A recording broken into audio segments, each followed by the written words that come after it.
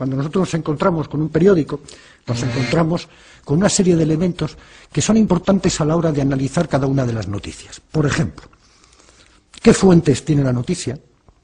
¿Qué titulares tiene? ¿Qué noticia y qué información se da? ¿Es de enviados especiales o es de agencia? ¿Qué editoriales hay en los periódicos? ¿Qué artículos de opinión? Por ejemplo, digamos respecto a las agencias que, sin irme muy lejos, entre los imperios mediáticos, Harsan, Murdoch, Berlusconi, Bertelsmann, más las agencias, AP y UPI en Estados Unidos, la Reuters en Inglaterra y France Press en Francia, controlan aproximadamente entre el 80 y el 85% de las noticias que se producen en el mundo y cómo se transmiten también. Es decir, la batalla de las ideas es algo que es fundamental para la clase dominante. El poder, la propiedad de los medios de comunicación, tanto sean televisión como prensa, es fundamental. ¿Por qué? Porque a través de ello se traduce la ideología, las ideas de la gente. Piensen ustedes siempre que lo que no se publica o no se mete no existe. Por lo tanto, si yo controlo los medios de comunicación y no te doy la voz a ti, evidentemente tú no sabe nadie que existes, y como nadie sabe que existes, tus ideas no llegan, y como tus ideas no llegan, tú no estás. Hay otra cosa que me interesa mucho también, el doble lenguaje, que se está empezando a utilizar y que se lleva utilizando ya durante mucho tiempo. ¿Cómo cambiamos el lenguaje?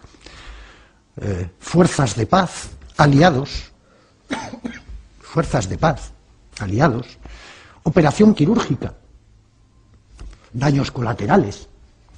Todas estas frases, palabras bonitas, que nos alejan de la realidad, que nos hacen fácil el decir que, bueno, han matado unos soldados nuestros, no importa, son daños colaterales. Tú ten en cuenta que el periodista trabaja para la empresa, no para el público, trabaja para la empresa. Y la empresa le exige no solo rendimientos, sino una determinada forma ideológica. Y si no, te echo. No hay que tener en cuenta que los medios de comunicación trabajen por separado.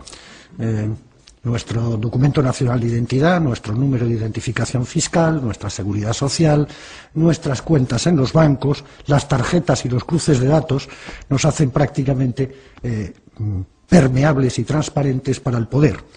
Por otra parte, los controles que se establecen sobre los ciudadanos son cada vez mayores, los controles en aeropuertos, preguntas, datos de pasajeros, copias de ordenadores, escáneres que desnudan, visados electrónicos.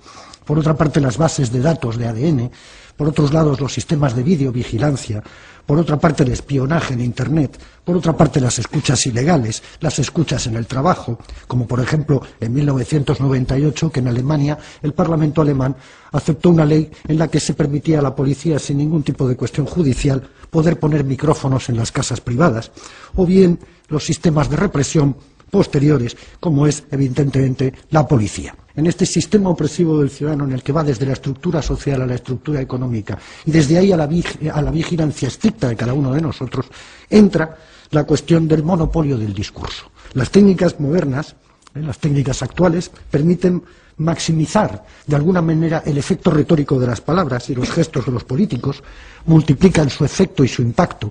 No es que el rey le haya dicho a Chávez una vez ¿por qué no te callas?, sino que eso lo hemos visto 300 veces repetido en televisión, y eso es un machaqueo continuo sobre la neurona. Por lo tanto, yo estoy utilizando una maximización de lo que ha sucedido allí, ocultando evidentemente lo que estaba diciendo Chávez, que tenía toda la razón del mundo, pero daba igual, porque lo importante no es la razón, lo importante es que el otro le mandó a callar.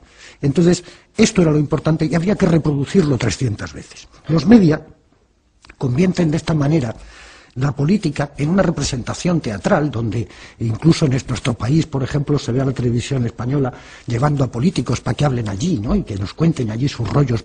Y claro que los cuentan, pero claro, evidentemente tampoco pueden desentrañarse a sí mismos como lo que son, seres políticos, y por lo tanto quieren caer bien.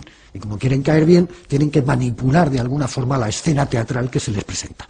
Piensen ustedes que una de las bases centrales del sistema de funcionamiento comunicativo son los comunicadores, es decir, lo que se llaman en Estados Unidos los newsmakers, los que hacen las noticias.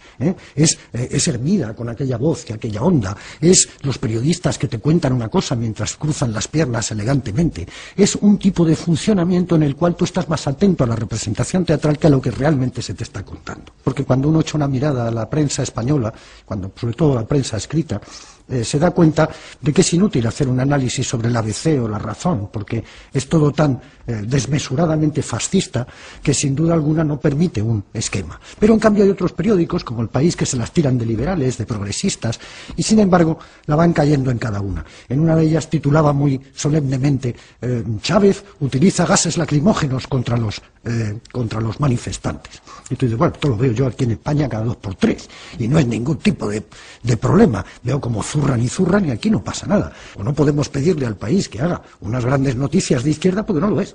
Y por lo tanto, como no lo es, pues es tonto que nos empeñemos en decirles a los del País, oiga, que ustedes son de izquierdas, que ustedes son progresistas, porque nos dirán, perdona, nosotros somos una empresa que queremos hacer dinero y como tal empresa que queremos hacer dinero inserta dentro de un sistema capitalista en el cual es fundamental el control de la información, nosotros promovemos ese control de la información, ese dinero nos llega y ganamos un dinero y ya está. La batalla por la información se gana siempre al principio. Chávez es un terrorista. Y luego tienes que ser tú quien tenga que venir y decir, no, Chávez no es un terrorista, pero ya hemos dicho que Chávez es un terrorista, y a partir de ahí ya está. Lo importante es hacer pensar que Chávez es un dictador, es un autoritario, es un caudillo. Le llaman cada 2 por 3 en el país caudillo, sabiendo perfectamente lo que la palabra caudillo significa en España. Hemos tenido uno 40 años, por lo tanto sabemos muy bien lo que es un caudillo. ¿Chávez es un caudillo? No, Chávez no es un caudillo. Chávez es un hombre que ha ganado 14 elecciones. 14. Entonces, este tipo de planteamientos se ganan así, se ganan soltándolo a la primera, sin mayor problema. ¿Por qué? Porque yo no tengo capacidad de respuesta. Porque si tengo capacidad de respuesta, a lo mejor resulta que mando una carta al director y el director, por supuesto, no me lo publica. Como le ha pasado al embajador de Venezuela en España, que no para de mandar cartas a la ABC, al País y a todos los demás, y no publicado. Uno de los problemas básicos de la izquierda es que tampoco hemos sabido nunca pelearnos con todo ese sector que, sin ser de derechas, es derechoso porque, claro, les tienen manipulados. ¿Y cómo desmontamos esa manipulación? ¿Cómo puede ser que 8 millones de trabajadores en nuestro país vayan y voten al PP, que es un tipo que propone que se corten los gastos sociales, que es un partido absolutamente fascista? La pelea ideológica y la pelea comunicativa es un aspecto más de la pelea que hay que llevar contra este sistema en el cual, repito, todo está basado en el control del ciudadano y el control del individuo. ¿Cómo es posible todavía que el movimiento de izquierdas de nuestro país no tenga una radio, que es lo más barato del mundo y que se podría hacer perfectamente? Porque el objetivo de todo esto es cómo conseguimos el poder. Entonces nosotros también tendremos que trabajar para ganar en un momento determinado el espacio del poder político que nos permitiera llevar a cabo unas determinadas cuestiones. La otra es convertirnos en patronos de algún tipo de radio, prensa, televisión, pero conseguir de alguna manera medios de comunicación que sean nuestros.